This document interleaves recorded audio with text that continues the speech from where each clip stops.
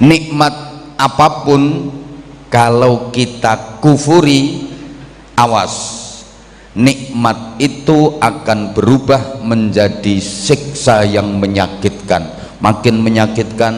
makin sengsara, makin menderita, namanya jadi musibah.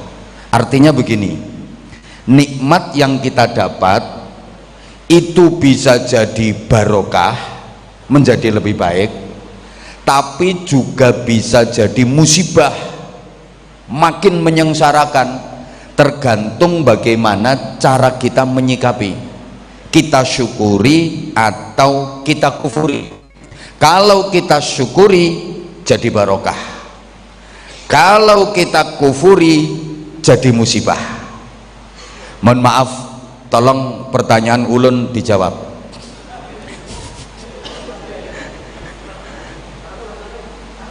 Bapak Ibu semuanya, selama ini hidup pian-pian seberataan hidup Anda semua lebih banyak syukur apa kufur? Bener? Banyak mana? Nerimo sama ngersulo? Lebih banyak mana? Taubat sama sambat? Lebih banyak mana? Ngamal sama ngomel? Lebih banyak mana? Amal soleh sama amal salah? Gaji yang Anda dapat sudah cukup apa masih kurang? Kurang berapa? Coba ngomong. Itu namanya syukur apa kufur?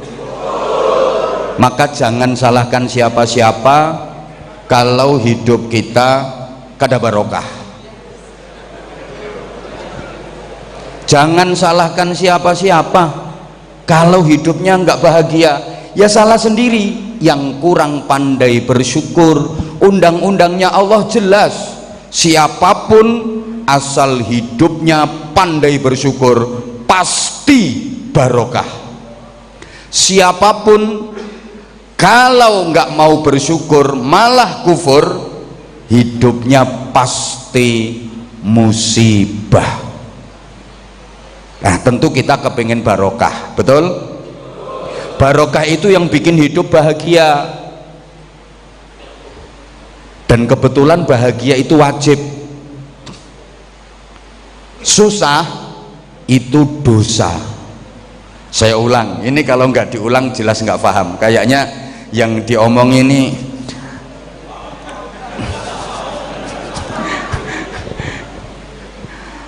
bahagia itu wajib, susah itu dosa. Jadi orang hidupnya kok susah terus, ya dosa terus. La takhaf wa la tahzan. Allah yang menyatakan jangan takut, jangan susah. Kita hidup itu kada boleh susah. Kenapa orang susah kok dosa? Ini yang belakang kayaknya kok sedih gitu. Lah ulun ini hidupnya tiap hari susah, berarti tiap hari dosa. Ya iya, salah sendiri kenapa susah. Orang susah itu pasti yang dilakukan salah dan jelek. Selama yang dilakukan baik dan benar, kada mungkin orang susah, pasti bahagia. Orang susah itu sebabnya yang dilakukan salah dan jelek. Selama yang dilakukan baik benar, pasti gembira, pasti bahagia. Contoh sederhana, mas-mas lagi naik motor di jalan raya, ada razia polisi. Coba kalau nggak salah, kalau nggak jelek, motornya lengkap, nggak bodong, surat-suratnya lengkap, ada SIM, ada STNK, pakai helm standar, meskipun ada razia polisi berkali-kali, tenang apa tenang? Tenang, orang nggak salah. Coba misalnya kalau nggak pakai helm, nggak ada SIM, nggak ada surat-surat, jangankan ketemu polisi razia, ada polisi ngopi di warung pinggir jalan, a'udzubillahi minasyaitonirrajim, bismillahirrahmanirrahim, ya Allah selamat, ya Allah selamat. Ya karena yang dilakukan salah. Duh, ini bukan hanya manusia, kucing kalau yang dilakukan baik bener, tenang dia, dipanggil sama jeragannya, majikannya, pus, datang dia, dikasih ikan asin 3 piring, telap makan, tenang. Ada orang selintas-selintir, riwa-riwi, mondar-mandir, ada petir, tenang dia makan, karena dia sadar yang dilakukan baik dan benar. Coba kalau yang dilakukan salah, jelek, ini ikan asin udah ditutup, terus dikasih batu di atasnya, kemudian dicongkel, ayo coba ungkil gitu, ada orang lewat, sriwet, lo ini kepalanya udah masuk separuh, tarik lagi, padahal kepalanya udah masuk separuh, tarik lagi. Nah, orang juga begitu, kalau yang dilakukan salah itu kepalanya udah masuk separuh, tarik lagi. Ini maksudnya maling itu loh, maling mau masuk rumah orang, kepalanya udah masuk jendela separuh. Coba ada patroli lewat, seret, tarik lagi, dipikir kepala yang mana? Pikiran ngeres itu namanya. Gini, maka kesimpulannya, Bapak Ibu Saudara, kalau pengen tahu yang dilakukan itu baik apa buruk, gampang, istafti qalbak, minta fatwa pada hatimu, tanya pada hatimu. Kalau Anda melakukan sesuatu hatinya tenang, gembira, bahagia, itu yang dilakukan baik. Kalau Anda melakukan sesuatu apapun itu kok hatinya gelisah, cemas, kada tenang, bingung, pasti yang dilakukan jelek, buruk itu yang dilakukan. Bapak, Mas, kalau lagi sholat tahajud misalnya, kan ya meskipun jarang-jarang pernah toh, sekali waktu lagi sholat malam, itu perasaannya sedih apa gembira? Tenang apa bahagia? Mesti tenang. Orang yang dilakukan bener, yang dilakukan baik, mesti tenang. Coba pencuri itu nggak mungkin tenang gitu loh. Udah gini aja wes, ini kan yang sebelah belakang itu kan ya semuanya tolong dijawab ya, yang kompak tolong dijawab. Naik motor bonceng istri sendiri sama bonceng istrinya orang, itu rasanya sama apa beda? Oh berarti kebiasaan lah, bisa membedakan no, berarti kebiasaan itu. Kalau nggak pernah ya nggak bisa jawab, berarti kulino itu. Ya pasti beda. Kalau yang dibonceng istri sendiri tenang, ketemu siapapun tenang, ketemu direktur, siang bapak, ngono bangga gitu loh. Coba yang dibonceng istrinya orang, pakai masker, pakai kacamata hitam, helm teropong, itu loh di pojokan itu loh orangnya.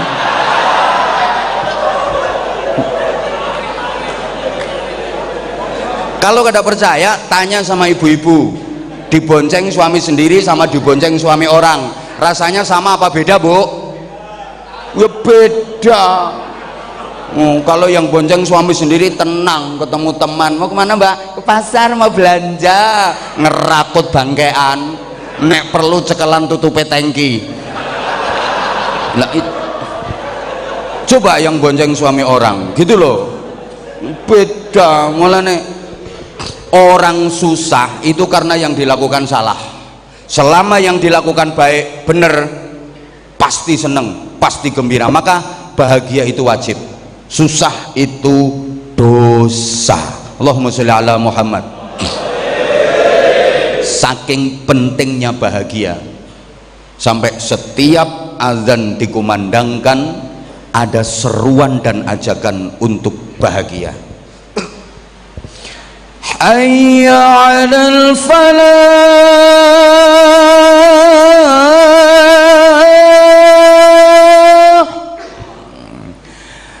Bukan cuman Guru Mahmud yang bisa kayak gitu, ulun juga bisa, cuman kada ulun terusin takut nyaingi beliau, kan ada wilayah teritorial masing-masing gitu. Ini kita nggak boleh melanggar wilayah teritorial orang lain. Ini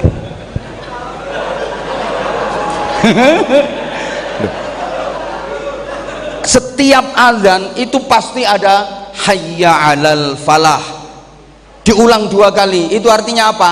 Ayo bahagia. Maaf, di masjid sini azannya juga masih pakai hayya 'alal falah. Oh, barangkali tunjangannya turun terus azannya dirubah gitu. Sampai sekarang masih tetap pakai hayya 'alal falah kan? Lah itu artinya kita terus diajak bahagia, kita terus disuruh bahagia. Kenapa bahagia itu wajib? Gini, tugas utama hidup di dunia ini kan menjadi orang baik.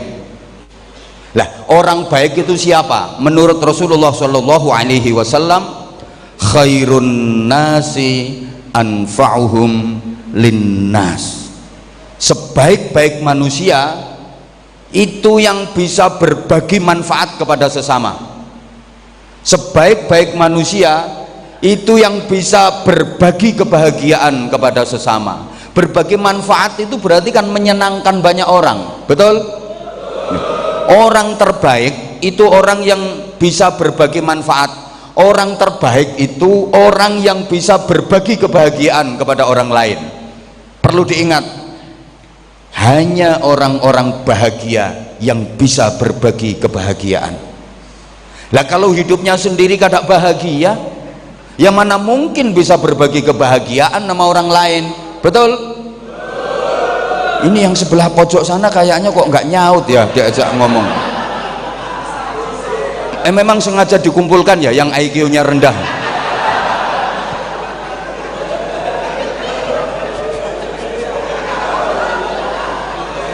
Yang bisa berbagi kebahagiaan itu ya hanya orang-orang yang hidupnya bahagia. Lah kalau hidupnya sendiri nggak bahagia, ya mana mungkin bisa membahagiakan orang lain, betul? Maka kita wajib bahagia supaya kita bisa berbagi kebahagiaan kepada orang lain. Ini kalau nggak dikasih contoh masih nggak paham juga ini. Hanya orang bahagia yang bisa berbagi kebahagiaan. Kayak gini loh, hanya orang-orang berduit yang bisa bagi-bagi duit, betul? Lah kalau orang nggak punya duit kayak yang di belakang itu, ya nggak mungkin lah bisa bagi-bagi duit. Malah kerjaannya itu arep-arep oleh dum-duman wis ngono ku penggaweanmu. Orang susah itu bisanya ya berbagi kesusahan. Wong susah ki isoe bagi-bagi kesusahan. Kalau nggak percaya, sampean duduk bersebelahan dengan orang susah, mesti ketularan susah. Disambati ya, disambati, dicurhati. Makanya ulun nggak mau duduk di situ, takut ketularan susah. Wajahmu mengandung susah semua, gitu loh. Padahal siapa yang menyusahkan orang lain, hidupnya akan dibikin susah terus sama Allah. Ya betul kayak kelakuanmu itu, tukang nyusahno wong. Siapa yang suka membahagiakan orang lain, hidupnya akan terus dibikin bahagia sama Allah. Wallahu fi aunil abdi ma kana al abdu fi auni akhih. Allah akan selalu menolong hambanya selama hamba itu suka menolong sesamanya. Orang yang suka menolong orang lain, dia akan terus ditolong sama Allah. Ini rumus ini. Maka kalau kita pengen bahagia, bahagiakan banyak orang, pasti hidup kita akan bahagia. Mulai kerosoi. Loh, kalau kita pengen terus ditolong Allah, ya sering-sering menolong orang. Ini rumus, nggak bisa dibantah. Para jamaah hafidzakumullah. Nah, bahagia itu nikmat. Saya ulang, bahagia itu nikmat. Dan nikmat itu nggak harus enak. Nikmat dengan enak itu beda. Nikmat itu subjektif, enak itu objektif. Ini kayaknya kok nggak paham ya kayaknya. Ya Allah, mudah-mudahan Pak Direktur sabar, punya anak buah yang oon-oon ini.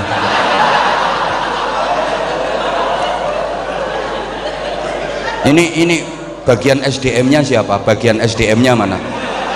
Yang bagian SDM mana? Masa kayak gitu kok diterima jadi karyawan?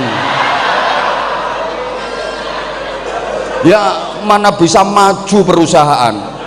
Seleksi karyawan itu yang ketat, yang SDM-nya tinggi. Model mono dadekno karyawan.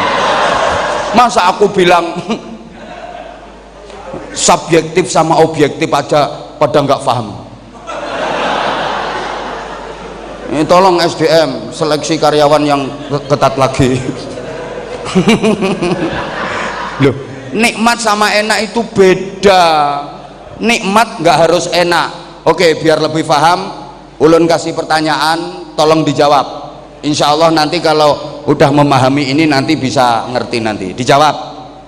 Makan di restoran mewah sama makan di tengah sawah, enak mana? Nah, sawah jawabannya. Pancen potonganmu nggak pernah ke restoran.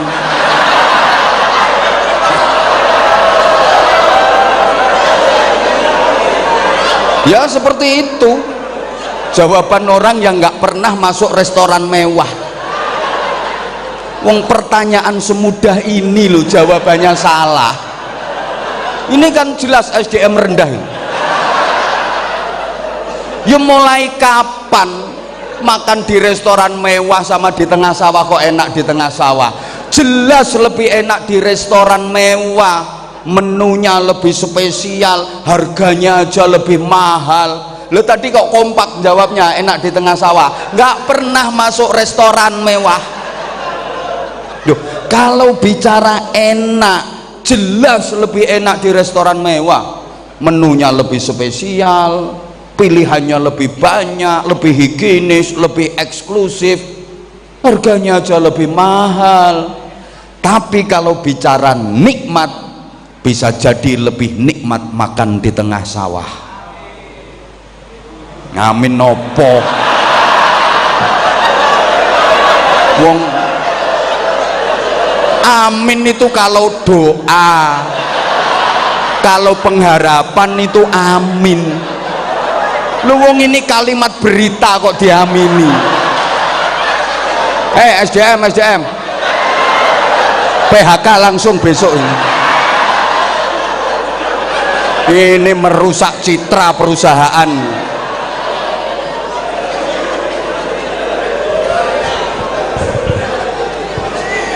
Gini loh bro, dengerin bro, kalau bicara nikmat ya bisa jadi lebih nikmat makan di tengah sawah. Makan di tengah sawah kalau nggak mikirin utang, pikirannya tenang. Loh, capek habis nyangkul, tubuhnya gelepotan lumpur, capek, dikirim makan sama istrinya, menu sederhana sekali, cuman nasi sama sambal kecap tok plus sate. Ya Leo sekali-kali tong ini habis dapat dum-duman daging korban kok. Kan ada pembagian daging korban itu loh. Tapi pikirannya tenang, tubuhnya kotor penuh lumpur, dulang-dulangan sama istrinya. Maaf ya, cuman nasi sama sambel nikmate dikampleng lo gak kerasa.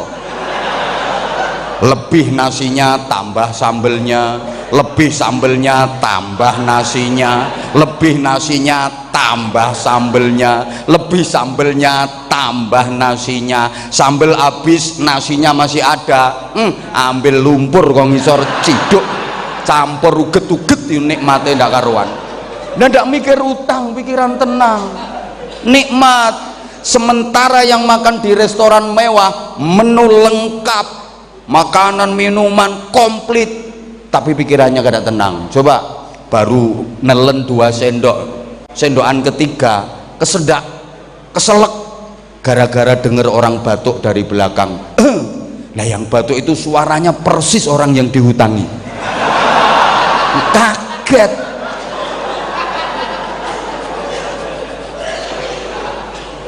Nah kalau yang pertanyaan kedua ini mesti bisa jawab. Kalau nggak bisa ya on pol-polan. Tidur di spring bed sama tidur di pring kriet, enak mana? Nah kalau enaknya jelas enak di spring bed, mentul-mentul, mendut-mendut. Tapi bicara nikmat, bisa jadi lebih nikmat tidur di pring kriet, bambu galar. Mau tidur ya Allah, punggung kecepet, kecantol paku, kriet,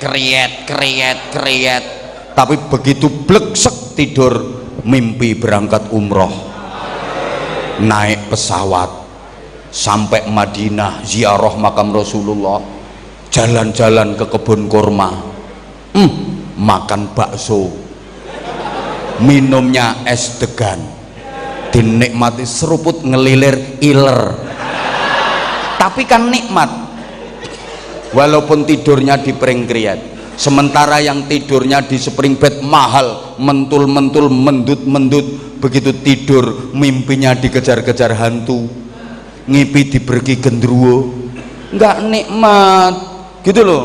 Maka nikmat itu kadang-kadang sakit, nikmat itu kadang-kadang capek, payah, sakit, tapi bahagia. Itu nikmat. Allahumma sholli ala Muhammad. Coba ini yang ibu-ibu yang sebelah sana kok diem aja ini, dijawab dong ibu. Halo, dicubit sakit apa sakit bu? Sakit. Tapi kalau yang nyubit orang yang dicintai ya sakit, cuma terasa nikmat karena yang nyubit orang yang dicintai. Contoh, kamu dicubit sama aku. Ya pasti sakit, tapi kamu ngerasa nikmat karena yang nyubit aku. Loh, nganti siwel lo gak diobati, malah dibeset, dilebar-lebarin untuk kenang-kenangan. Besok diceritane koncone, mbak dicubit Abah Anza, gitu loh. Ini tadi ngumpul di sini mulai jam berapa? Jam 3, sekarang hampir jam 5. Capek apa enggak? Bohong. Kok enggak capek kok lungguh malean ping 7. Silo mereng nengen, mereng ngiwa, sembujung, pantat panas, kesemutan. Bohong kalau nggak capek. Ya capek, duduk 2 jam kok nggak capek, tapi kamu ngerasa nikmat. Kenapa? Karena kamu bisa berjumpa sama idola. Ya capeknya jadi hilang gitu loh. Perempuan hamil capek apa capek itu? Sakit apa sakit? Jawab, sakit apa sakit? Sakit. Suami aja yang kadang ngerti, udah tahu berat bahannya ditambahi terus. Berat itu.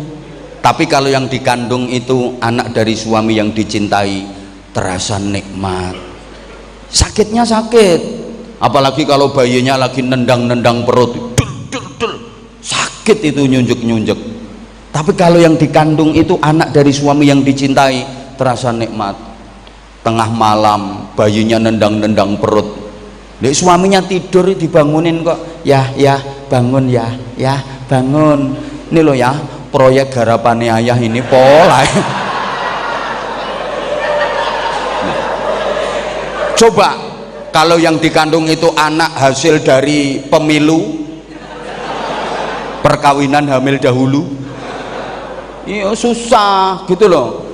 Jujur ya Bapak, Saudara, Ibu, seluruh jamaah, mitra kerja KRA, ya mitra kerja lah. Gini, ulun kalau ditanya, Abah jadwal kayak gitu apa kada capek? Ya kayak gini ya.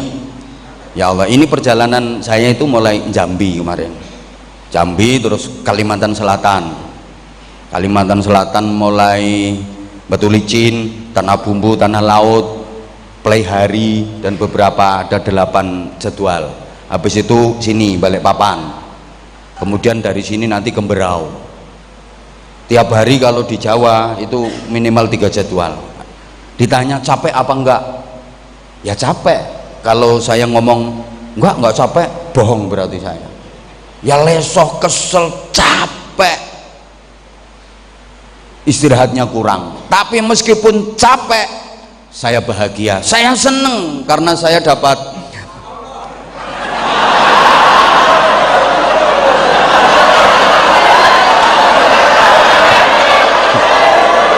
lambene lo dikondisikan, ngawur ngomongnya.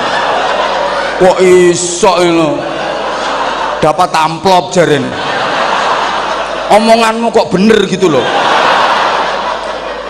Bukan itu bro, ya emang capek, payah, capek, tapi aku bahagia, aku ngerasa nikmat, aku seneng karena aku dapat.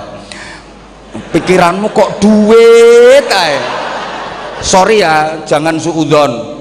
Pikiranmu itu dipikir kalau ustadz, tuan guru itu terus materialis, mata duiten. Dipikir ustadz, tuan guru itu kalau sama duit nggak mau gitu, ya mau. Pikirannya gitu loh, ya karena saya dapat barokah, terus ketemu saudara. Ya, kalau nggak kayak gini, apa saya bisa kenal sama beliau, Pak Direktur, Pak Nasihin, gitu loh. Apa saya tahu bagaimana kondisi mitra kerja di KRA sini kan, loh. Maka ini juga ujian bagi saya, ujian bagi Pak Direktur. Loh iya Pak, dijadikan direktur ini ujian. Ayo Nasihin tak dadekne direktur, kata Allah begitu, tak angkat jadi direktur. Ini Nasihin, ini Nasihin ngono ae. Lah contoh bro, contoh gimana ini, tambah baik apa tambah rusak gitu loh. Lah kalau tambah baik, betul-betul memperhatikan anak buahnya, memperhatikan mitra kerjanya, betul-betul memperjuangkan kesejahteraan mitra kerjanya, anak buahnya, ya makin barokah Pak Nasihin. Tak bikin barokah, kata Allah gitu, makin barokah jabatannya itu. Tapi kalau nggak bener, misalnya masa anak buah suruh kerja keras, tingkatkan kinerja, semangat kerja, tapi gaji nggak naik, tunjangannya nggak tambah misalnya, contoh ya, bahaya kalau begitu, bahaya. Lah situ yang bagian anak buah juga gitu, jangan hanya nuntut gaji naik, tunjangan tambah, tingkatkan kinerja, tingkatkan prestasi. Ya otomatis kalau kinerjanya meningkat, prestasinya meningkat, ya nanti tunjangannya tambah, gajinya tambah, gitu loh. On. Nggak itu bahasa akrab saya ke sampean. Iya. Allahumma sholli ala Muhammad. Nah terus gini, nah ini nanti Apa ini temanya ini? Meneladani Nabi Muhammad SAW. Kita wujudkan insan KRA yang amanah, peduli dan berprestasi. Ya nanti bahagia, nikmat bahagia itu jangan hanya di dunia. Rugi kalau cuma di dunia. Berapa lama sih dapat nikmat jadi direktur? Berapa lama jadi direktur?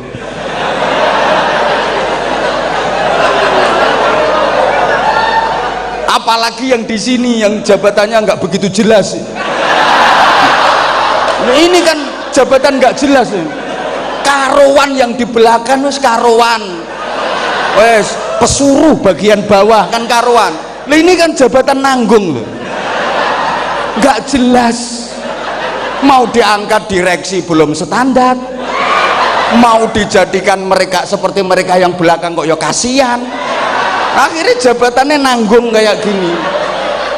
Ayo gak terima balik.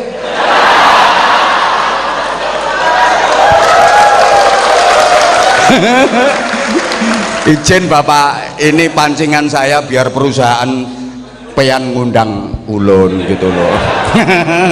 Nah kalau belum tahu ya, kalau belum tahu apa itu ceramah ngawur yang belum tahu. Tapi bagi yang udah tahu ya emang kayak gitu cangkeme.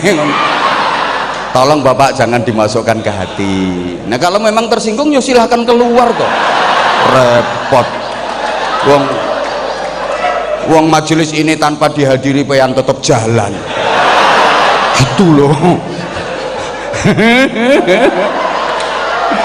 Izin Bapak, ini gak penceramah rotok gendeng gak kira wani.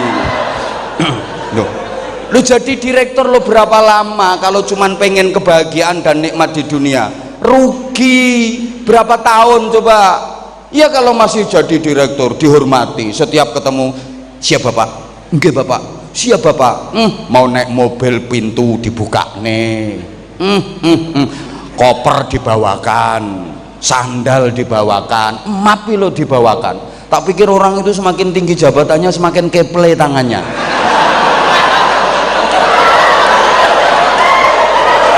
Lah masa bawa map aja udah nggak kuat loh, berapa ton itu map. Jadi orang itu semakin tinggi jabatannya semakin keple. Jadi lebih kuat yang belakang itu loh, yang itu angkat alat berat yang ngek itu kuat. Lah ini map nggak kuat.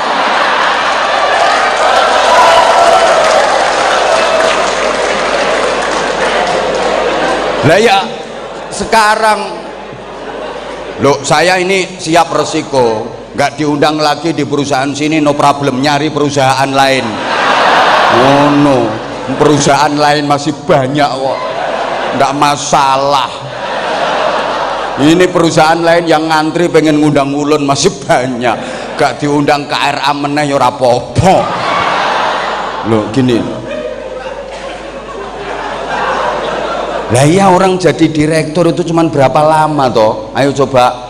Ya sekarang kalau masih aktif jadi pimpinan-pimpinan kayak gini, anak buah, siap Bapak, iya Bapak, siap Bapak. Coba nanti kalau udah pensiun, lah yang mau siap Bapak ya sopo. Apalagi kalau manajemen stresnya nggak dimanage dengan baik, begitu purna power syndrome, kebiasaan dilayani. Begitu udah pensiun nggak ada yang mau ngelayani. Ayo garing ini.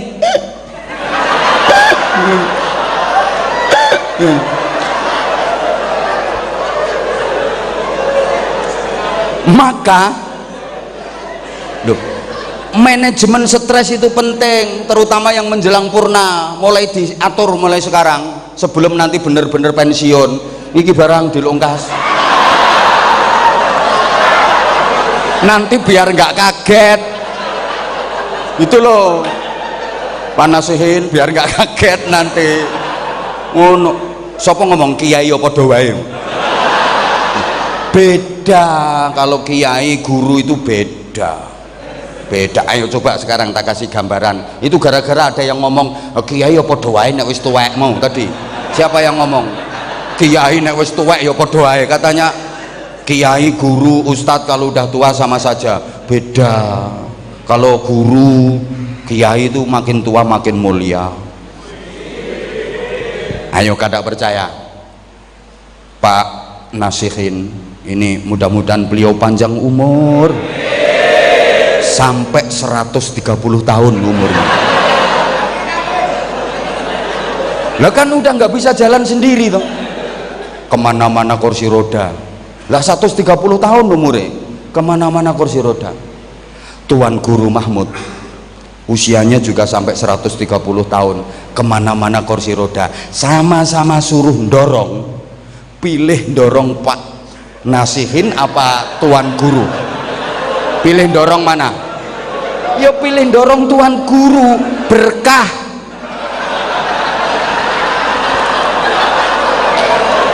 Lah kalau Tuan Guru ini semakin sepuh semakin tua, yang pengen dorong rebutan. Lah kalau ini nanti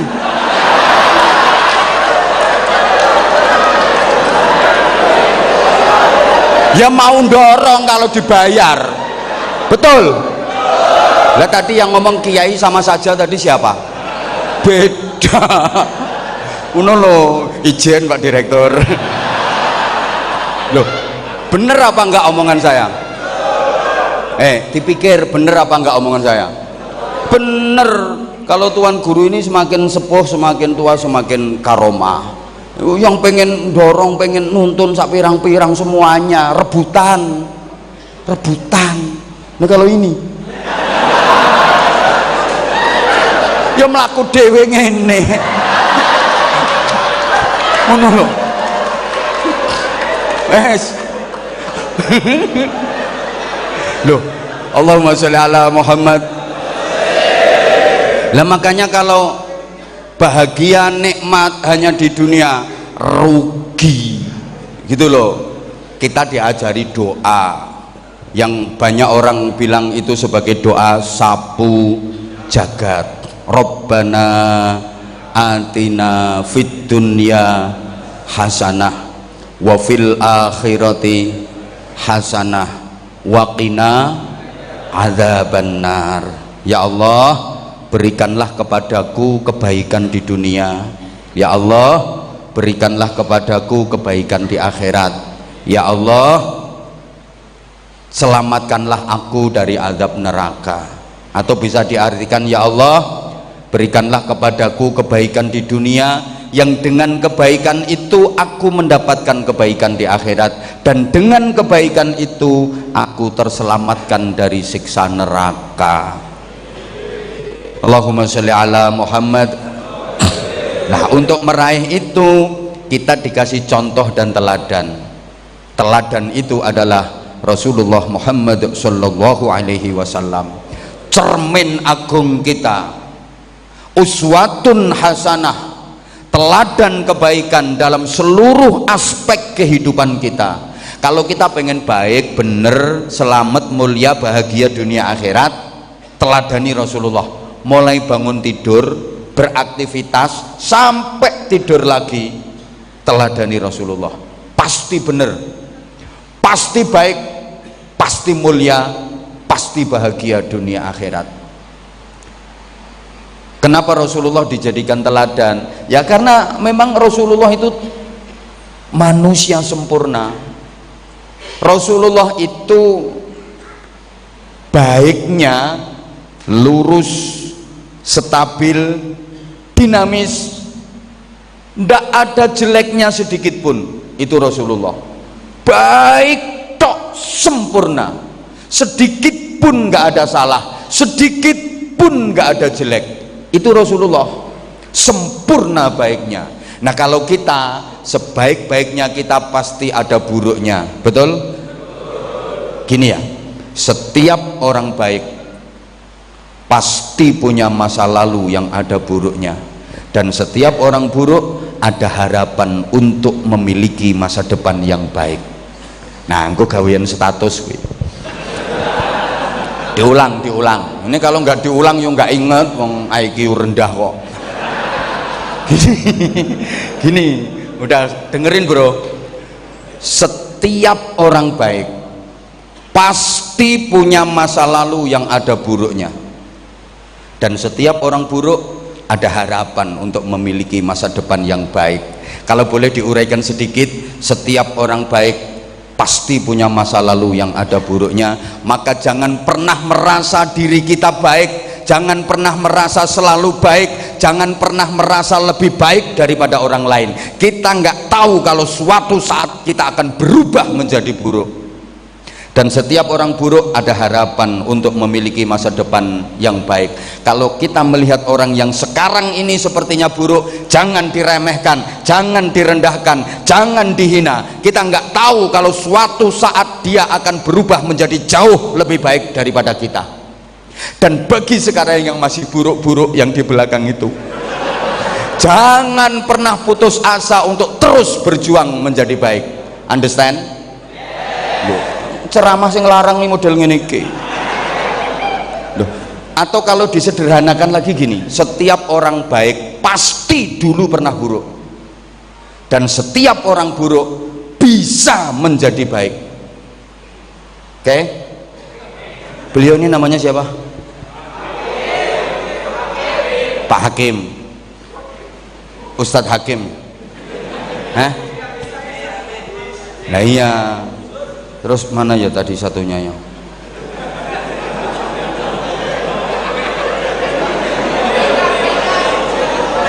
Ya udah, Pak Nasihin aja. Lah ini saudara saya kok. Pak Nasihin ini orang baik apa orang baik? Baik apa baik? Baik apa buruk? Buruk apa baik? Baik apa baik? Alhamdulillah sudah sama-sama disaksikan. Beliau benar-benar orang baik. Terima kasih atas persaksiannya. Selanjutnya mari sama-sama kita berangkatkan ke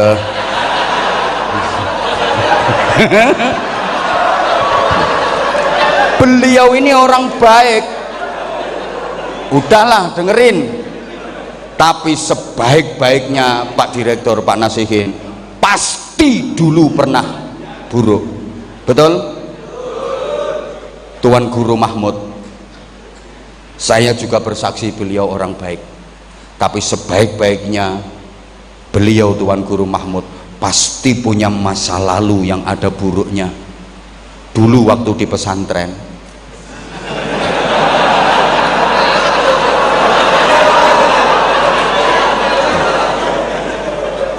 pernah di warung itu ngambil pisang goreng 5 bayar 3 dulu. Loh, benar, beliau membenarkan. Soalnya yang ceramah pernah gitu.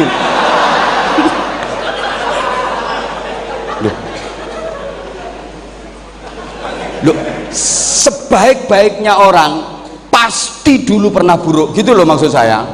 Kalau Rasulullah itu nggak ada buruknya sama sekali, nggak ada jeleknya sama sekali. Yang sekarang jadi direktur, dipikir terus perjalanannya lurus baik terus, dulu pernah mengecewakan seseorang, padahal sudah diberi janji-janji manis, ternyata ditinggalkan.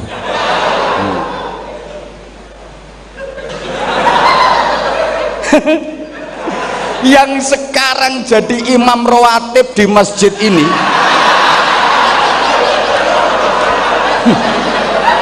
yakin dulu pernah nyuri mangga itu gitu loh.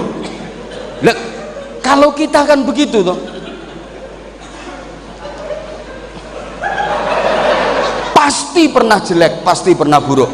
Kalau Rasulullah nggak ada buruknya sama sekali, Rasulullah nggak ada jeleknya sama sekali, stabil, dinamis. Understand? Makanya beliau layak sekali menjadi teladan, menjadi contoh.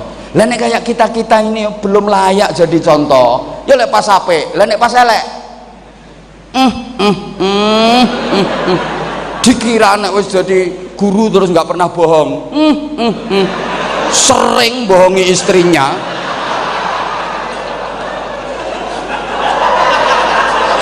gitu loh.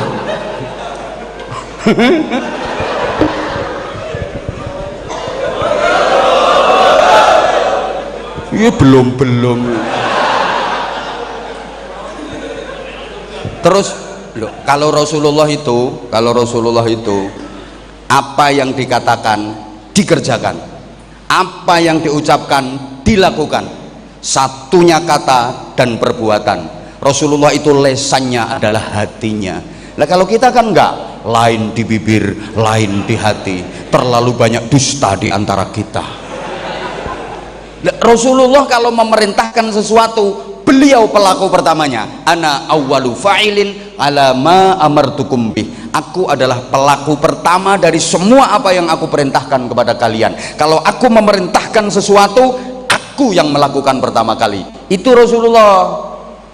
Kalau Rasulullah memerintahkan qiyamul lail, kalau Rasulullah memerintahkan tahajud, sepanjang hidupnya Rasulullah tidak pernah meninggalkan tahajud.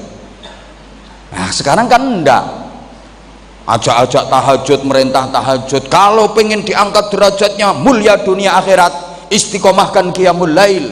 Ciri orang soleh itu adalah istiqomah qiyamul lail. Allah menyatakan dalam Al-Quran, wa minal laili fatahajjad bihi nafilatan lak asa ayyab'atsaka rabbuka maqaman mahmuda. Shadaqallahul azim.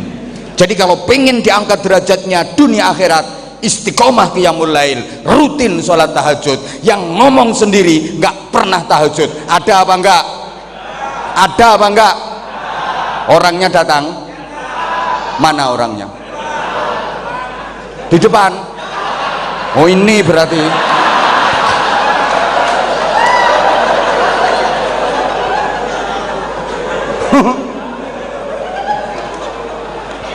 Rasulullah kalau memerintahkan sesuatu, beliau terjun pertama kali. Bahkan bangun masjid misalnya, tahu sejarahnya bangun Masjid Quba, masjid yang pertama kali dibangun dalam Islam.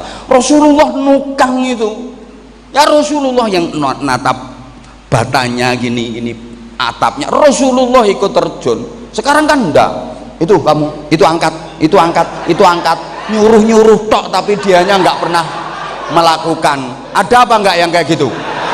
Ada, saya ngerti, orangnya duduk di kursi pokoknya. Apa nyuruh tok?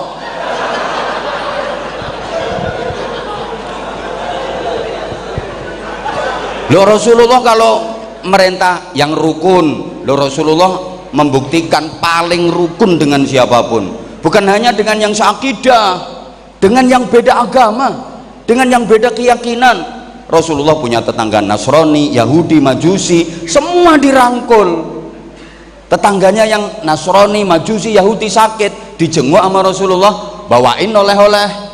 Lah kita enggak, kadang-kadang hanya gara-gara persoalan dikit aja, perbedaan pendapat dikit aja, udah ketemu aja, papasan aja nggak mau nyapa, podo melengose. Ada, pokoknya duduknya paling depan, hadap ke sini. Tahu temennya promosi jabatan dikit aja dia udah seringkut. Halo, ada nggak yang kayak gitu? Ada, Pak Nasihin, hati-hati. Dikira terus itu yang di sana itu semuanya kalau ketemu jenengan siap Bapak, hormat Bapak, itu ada yang naminggat. Tak genteni. Ada loh orangnya, ndilo orangnya. Ya namanya estafet itu gantian kayak gitu. Itu Rasulullah. Ayo bagaimana Rasulullah? Ini dalam hal kerja ya, dalam hal kinerja Rasulullah itu pekerja keras. Rasulullah pekerja keras, maka umat Rasulullah harus mau kerja keras. Baleni loh, Rasulullah kalau nggak punya duit kerja, kalau pengen dapat rezeki kerja. Dipikir mentang-mentang Nabi terus pengen apa-apa nggak usah usaha, nggak usah kerja, tinggal minta sama Allah. Pengen duit ya Allahumma duit, kerotok duitnya. Enggak gitu. Pengen sate ya Allahumma sate, gelodak. Enggak. Rasulullah memberikan contoh kerja. Masih kecil aja beliau udah buruh menggembalakan kambing orang dengan upah yang sangat kecil waktu itu. Rasulullah bekerja keras, maka umatnya Nabi Muhammad yang baik ya harus mau kerja keras gitu loh. Pengen dapat duit enggak mau kerja, apa ke masjid terus, apalagi udah punya istri, punya anak, udah berkeluarga, udah nikah, punya istri, punya anak, kada mau kerja, ke masjid, sholat, iktikaf, zikir, wiridan, sholat, iktikaf, zikir, wiridan. Ya pulang sampai rumah yang disengap sama istrinya, udah nggak usah makan nasi, itu kalau lapar beduk emploen, begitu. Yuk kerikiti menara masjid itu, ya harus kerja. Wong Rasulullah kerja, Rasulullah kerja keras dan semua nabi kerja. Karena Adam harrasan, Nabi Adam itu petani hebat. Wa kana Musa mukabbisan, Nabi Musa peternak hebat. Wa kuntu tajiron, aku pedagang ulung. Semua kerja gitu loh. Pengen dapat duit nggak mau kerja, silo muter tasbih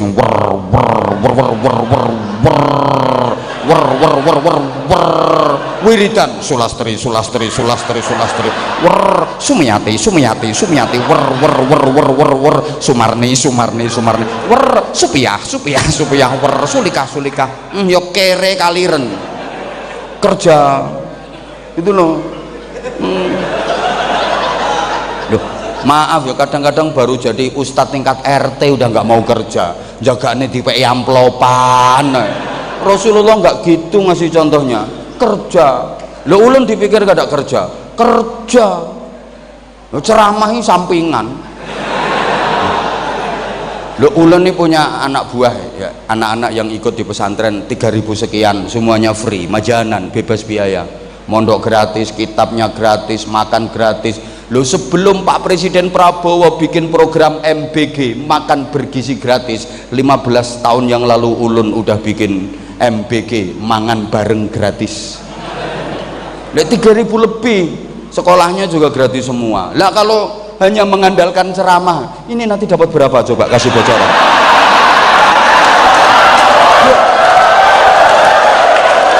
Yo enggak cukup secara logika, secara matematika. Menengok tak antemi pisano. Iki urusanku karo dene. Halo. Lah kalau cuma mengandalkan hasilnya kayak gini, maaf, secara matematika kita, secara logika, kalau dikalkulasi ya enggak cukup. Ya lain dengan matematikanya Allah loh ya. Makanya ya ikhtiar, kerja saya. Rahasia kok kerja apa? Kerja, dipikir gak ada kerja. Loh, Rasulullah memberikan contoh kerja.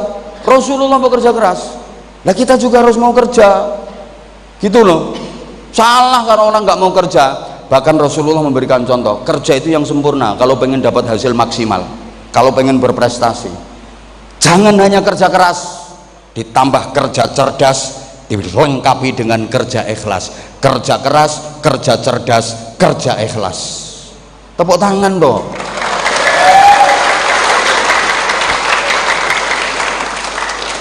Telat.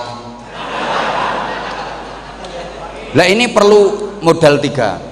Duh, waktunya ndak cukup ini Pak Dir, ndak cukup Pak Direktur ini waktunya. Hah?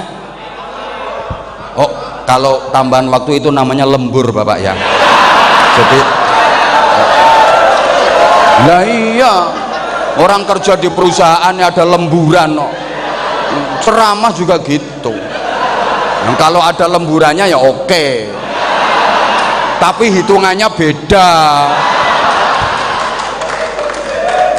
Coba karyawan yang belakang ya, maaf mitra kerja, hari Sabtu yang harusnya libur disuruh masuk, kan hitungannya per jam beda kan. Nah ceramah juga gitu, tambahan waktu itu ya lemburan.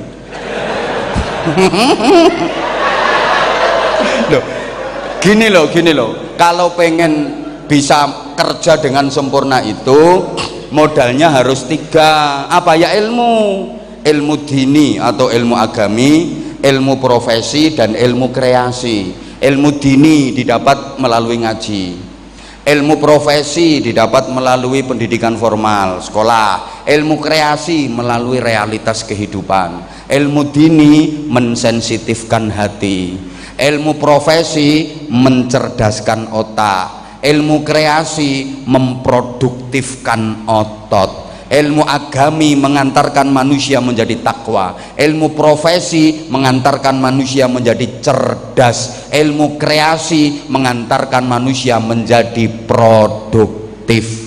Atine sensitif, otaknya kreatif, hidupnya produktif. Takwa, cerdas, terampil, ahli zikir, pinter mikir, berani nyopir, kalau ada musuh berani meluntir. Loh, itu. Nah gini, dengan ilmu kreasi manusia bisa bekerja pakai otot, namanya kerja keras. Dengan ilmu profesi manusia bekerja pakai otak, namanya kerja cerdas. Dengan ilmu dini, ilmu agami, manusia bisa bekerja pakai hati, namanya kerja ikhlas. Para jamaah, orang kalau hanya kerja keras, saya ulang, orang kalau kerja keras hasilnya hanya pas, tapi kalau mau kerja cerdas hasilnya lebih luas, apalagi disempurnakan dengan kerja ikhlas, hasilnya tak terbatas. Bikin kata-kata kayak gini nggak gampang ya, makanya larang. Ya, pengen murah ya security kon ceramah.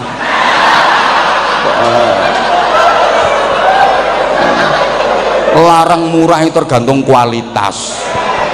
Loh gini loh, orang kalau hanya kerja keras kan kerja pakai otot, hasilnya hanya pas. Maaf ya, nggak beda dengan binatang. Binatang itu kerja keras, dia kerja cuman pakai otot. Sapi, kuda itu kerja keras, kerja pakai otot, hasilnya pas. Kuda suruh narik dokar, suruh narik bendi, sapi suruh bajak di sawah, hasilnya ya pas segitu, 100.000, 200.000, mentok 300.000. Demikian pula manusia, kalau kerja hanya mengandalkan otot, kerja keras, ya dapatnya hasil ya pas, kayak yang di belakang itu. Lihat cuman kerja pakai otot, kerja keras. Tapi kalau mau ditambah dengan kerja cerdas, kerja pakai otak, kerja profesi, hasilnya lebih luas. Contoh dokter ya. Dokter itu kan kerja profesi. Tukang cubles, kan tukang cubles itu. Bandingkan dengan tukang cubles yang kerja keras pakai otot, tukang ngebor sumur. Oh itu suntiknya gede banget itu. Berat, melet-melet, panas, kotor, nyoblosnya itu sampai ratusan kali, kadang belum selesai, belum kelar, belum keluar air. Dapatnya 200.000, 300.000. Dokter cublesnya kecil, ringan, tempatnya sejuk, dingin, wangi, yang dicubles empuk. Kan bokong, sekali cubles jus nggak ada ditawar. Berapa Pak Dokter? 700.000. Bisa kurang Pak? Nggak ada. Ayo coba. Sorry ya, yang pakai alat berat itu angkat-angkat nggak karu-karuan itu berat, yang namanya aja alat berat kok. Kadang batu gede itu dia angkati, batu gede, batu ganal, kalau nggak ngerti besi ya, batu ganal itu, batu gunung gede-gede, besar-besar, diangkat pagi sampai sore, dapatnya duit 200.000. Tapi ada yang kerja profesi ngangkat batu kecil satu aja dapatnya 200 juta, yang diangkat batu ginjal.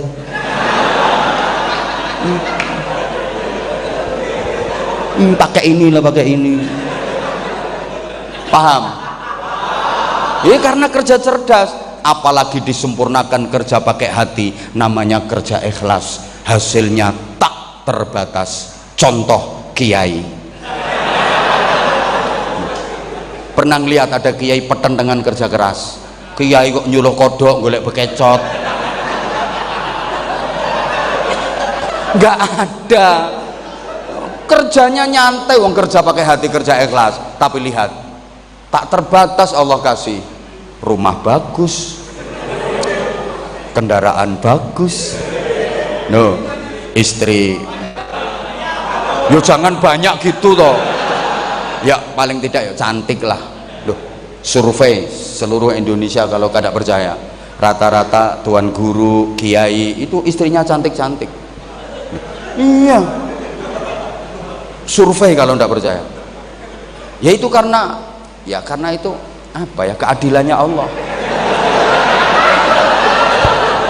Ya keadilannya Allah. Tuan guru, kiai, itu kan satu-satunya hiburan kan cuma istri tuh. Loh, kayak Tuan Guru Mahmud mau main biliar yo nggak pantas. Gitu loh. Nggak pantas. Kebayang nggak misalnya kebayang nggak Tuan Guru ini karaoke, ayo coba kebayang nggak gitu loh, nggak ada hiburan. Wong mau ke pantai aja kadang-kadang toleh kanan toleh kiri tahu ketahuan orang, mau ngopi di tepi jalan aja bingung takut ketahuan orang. Satu-satunya hiburan cuman istri, lah istrinya jelek pula, apes gitu loh. Makanya Allah itu adil, kiai tuan guru dikasih istri cantik karena hiburannya cuman istri. Kalau ada tuan guru kiai kok istrinya jelek, nasib itu loh.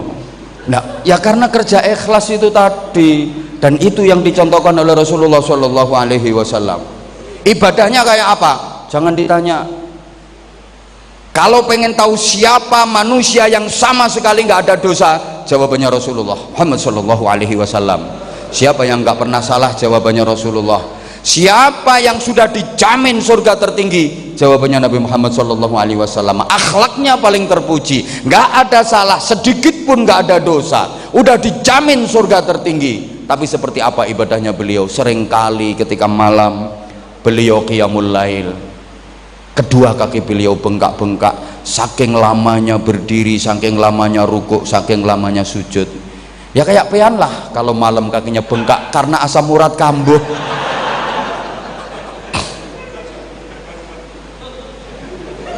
Jadi sandaran vertikalnya top, horizontalnya juga oke. Ini kalau pengen berprestasi yang dicontohkan Rasulullah seperti itu. Kadang ada nanti vertikalnya bagus, hablum minallahnya bagus, tapi hablum minannasnya jelek, ya nggak ada cukup. Wadah kalau sholat itu kayak paling khusyuk sedunia. Usolli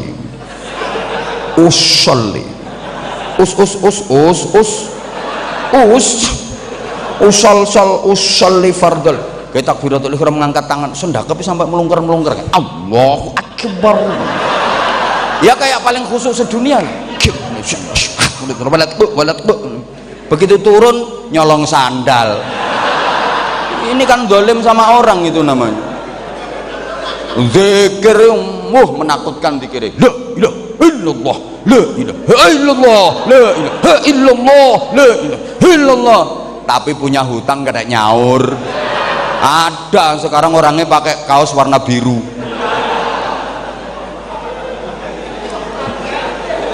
Ngutang orang nyaur. Lu kok belum terus sih gimana? Udah, ini udah lewat ini waktunya. Lembur. Nah, ini tadi udah lembur, bro. Pokoknya pesan saya itu, jadi fid dunya hasanah wa fil akhirati hasanah. Tapi ingat, bukan berarti kita nggak boleh dunia, ndak. Islam itu bukan anti dunia, salah. Kalau dibilang Islam anti dunia salah. Malah orang Islam itu harus kaya, harus. Al mu'minul qawiyyu khairun wa habbu ilallah minal mu'minid dhaif. Orang mukmin yang kuat itu lebih bagus dan lebih dicintai Allah daripada orang mukmin yang lemah. Bukan hanya kuat fisik, tapi juga kuat secara ekonomi. Maaf gini ya. Hoi. Kita yang muslim, kita berbicara dalam konteks Islam tanpa mengurangi rasa hormat saya kepada saudara saya yang non muslim, mohon maaf, yang berakidah lain, kita semuanya saudara. Islam itu diperintahkan untuk kaya malahan. Bukti mana? Nggak ada satupun ayat Quran yang memerintahkan manusia untuk menerima zakat, nggak ada. Nggak ada satupun hadis yang memerintahkan manusia untuk menerima sedekah, nggak ada. Yang ada itu perintah membayar zakat, perintah mengeluarkan sedekah. Lah, bisa membayar zakat, bisa mengeluarkan sedekah itu kan harus jadi orang kaya. Carikan kalau ada ayat Quran yang isinya hai orang-orang yang beriman terimalah zakat, nggak ada. malah kita disuruh mengeluarkan gitu loh. Ada kewajiban zakat, berarti kita harus bagaimana supaya bisa menjadi muzaki, bagaimana supaya bisa mengeluarkan zakat, ya harus banyak duit.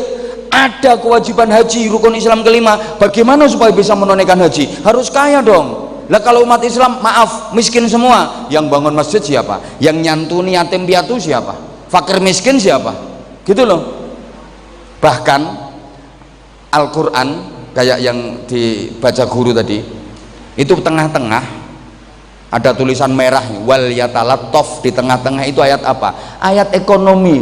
Falyatikum birizqim minh wal yatalattaf. Itu bicara tentang rezeki. Ayat ekonomi, betapa ekonomi itu penting. Ya. Kakek Nabi ke atas yang ke-11 namanya Fihr. Udahlah percaya aja, tak suruh ngitung yo gak kira hafal ya. Ini yang mendirikan suku Quraisy. Namanya Fihr, penguasa perekonomian waktu itu. Kalau sekarang ya yang menguasai BUMN, yang menguasai sektor-sektor perekonomian, namanya Fihr, kakek Nabi yang ke-11. Itu dikatakan suku Quraisy ya karena menguasai perekonomian. Sampai sekarang jadi simbol. Quraisy itu sekarang jadi simbol. Krus itu dari Quraisy. Berapa krusnya dolar? Itu aslinya berapa Quraisynya dolar? Oh diomongi gak percaya, serius. Berapa krusnya euro, berapa krusnya pound sterling, berapa krusnya real, itu dari Quraisy. Sekarang jadi simbol perekonomian krus. Makanya al-a'immatu min Quraisyin, pemimpin itu dari Quraisy. Yang bisa jadi pemimpin, yang bisa jadi pimpinan ya yang punya krus-krus itu. Lah kalau nggak punya krus kaya sing ning mburi kuwi, gak mungkin nih so jadi pemimpin. Apalagi pengen nyalek, pengen nyalon pilkada macam-macam. Kalau nggak punya krus nggak usah lah, nggak usah. Gak mungkin jadi. Wong sekarang sholawat nariyah kalah dengan sholawat rupiah. Betul? Bilangin kok orang Islam harus kaya. Jangan salah. Wong terus nggak boleh duit, nggak boleh duit, suruh akhirat tok. Allah Allah Allah Allah Allah Allah Allah Allah Allah kaliren. Untuk mencapai, untuk menggapai tingkat wafil akhirati hasanah, tangganya harus fid dunya hasanah dulu. Kadal faqru ayyakuna kufran. Seringkali kemiskinan itu mengantarkan seseorang menjadi kufur malahan. Ngono lho, aku podo-podo dikongkon melarat tambah sugih ya milih sugih. Ya kabeh takdir Allah, semua takdir Allah, tapi ikhtiarnya gitu. Kita disuruh kerja keras. Umat Islam itu harus kuat. Umat Islam secara perekonomian harus kuat. Wes nggak selesai ini nanti. Dah hidup menyakitkan kalau nggak ada kekasih. Cukup sekian dan terima kasih.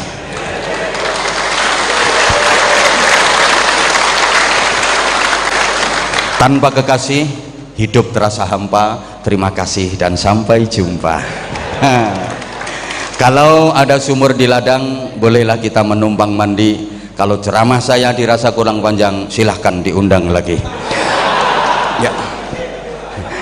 Mohon maaf, guru, mohon maaf. Ini bahasa saya ya, bahasanya ulun seperti ini. Bahasa saya seperti ini, salah sendiri mau mendengarkan. Ya kalau nggak suka ya nggak usah didengerin gitu aja kok repot. Mulai dulu ya kayak gini kok. Loh bener Pak Direktur, sebenarnya masih kurang lama, saya pengen berlama-lama tapi ya karena waktu, oke? Karena waktu, insya Allah nanti kalau diundang lagi kapan ya?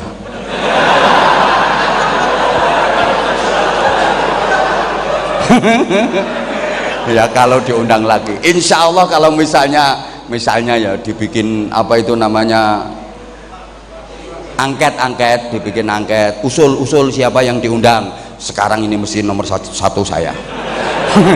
Bagi mereka loh Pak, orang-orang yang kurang terpelajar itu. Lah kan kelasnya sama dengan saya gitu loh. Nah, tapi yang sini mungkin ya keri. Rapoporan nambahi ya kok. Enggak masalah. Saya yo ndak kenal, ngapain emang gue pikirin.